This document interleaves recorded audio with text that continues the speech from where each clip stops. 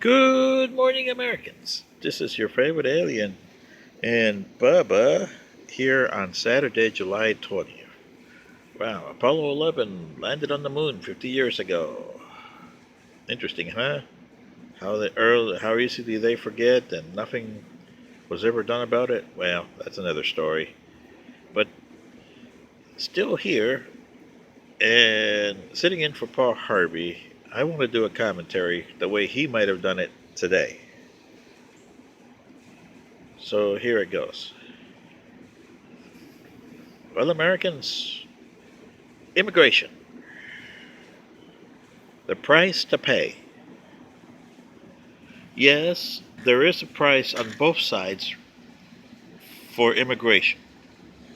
There's a price for the immigrant, and there's a price for the United States. Mr. Harvey would have told you that if he was here and he was doing this commentary, so I'll try to do it as best as I can as far as he would do it from his side.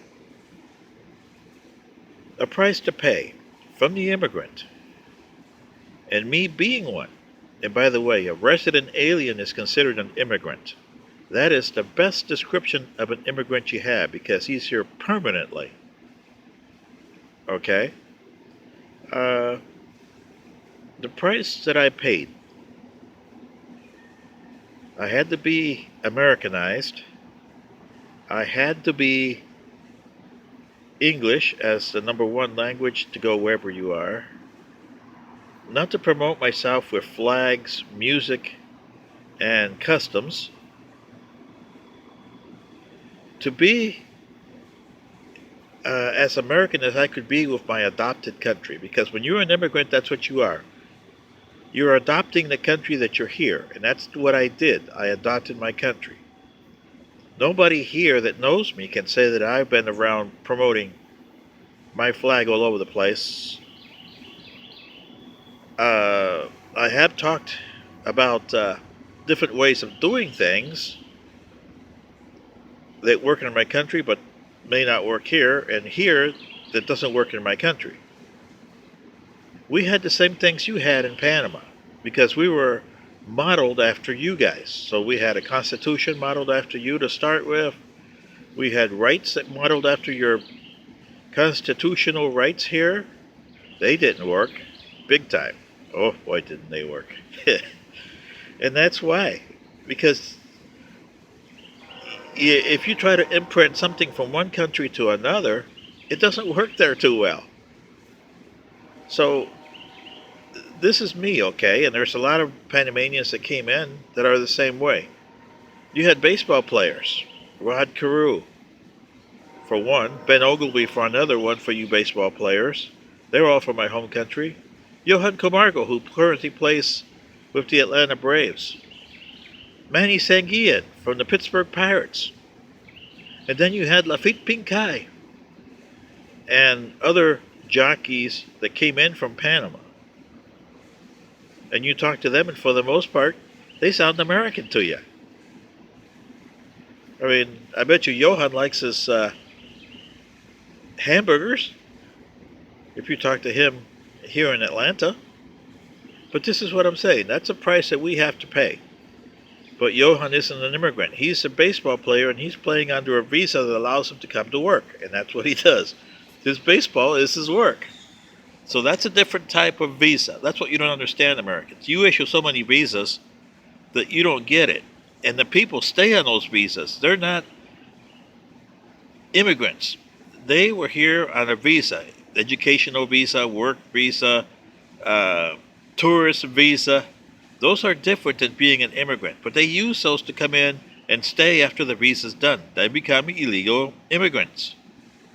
Okay? That's the price you have to pay because you issue these. And the price you have to pay is they come with their baggage, their crime, their way of looking at things. They hate your system altogether. And I can give you an example of that. I used to fly to see my parents in the Detroit area in Lincoln Park, Michigan. And most of the taxi drivers are Muslim over there. So, Miss Omar, this is directed at you. This is why you shouldn't be a congresswoman.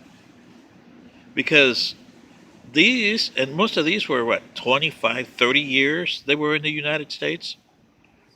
And they were griping that they hated this country. And I says, why are you here? Well, I get the money, and I'm here to eventually destroy this country.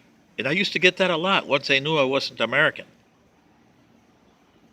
As soon as I told them I wasn't American, because they asked that, oh, you American? Oh, no, I'm from Panama. Oh, good. And then they started talking. Big time. So see, the price you have to pay is you're getting undermined from the inside out. Or as Mr. Paul Harvey would say, eaten up like the Romans from the inside out. There's a price you pay for both. And the reason I'm saying Miss Omar is because you shouldn't allow a resident alien like me to get citizenship. My mother got citizenship. She's and my sister are what you call paper Americans. I really wouldn't like that because it's a paper American. You're a naturalized American. But that doesn't change anything from you. You're still you. And have you seen the people that have done crimes and you call them Americans and you say the names? Oh, they were from Sudan or Iraq or Somalia or somewhere along the line. But they were not Americans.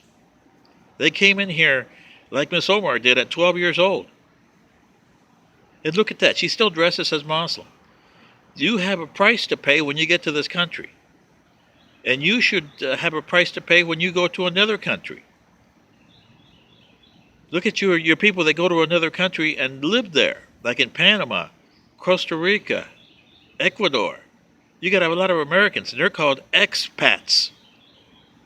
Go to Europe, there's a lot of expats, and they have enclaves. Same as the Slavic people come here and have enclaves. Chinese, Vietnamese, enclaves. So you see, there's a price to pay on both countries. Now, what is that price? And how willing are you to pay that price for both an immigrant and the home country? This is what you haven't decided, Americans, is what price are you willing to pay? And the immigrants who come here, what price are they willing to pay? That's what you got to decide. This is your favorite alien. And Bubba, sitting in for Paul Harvey today. Good day.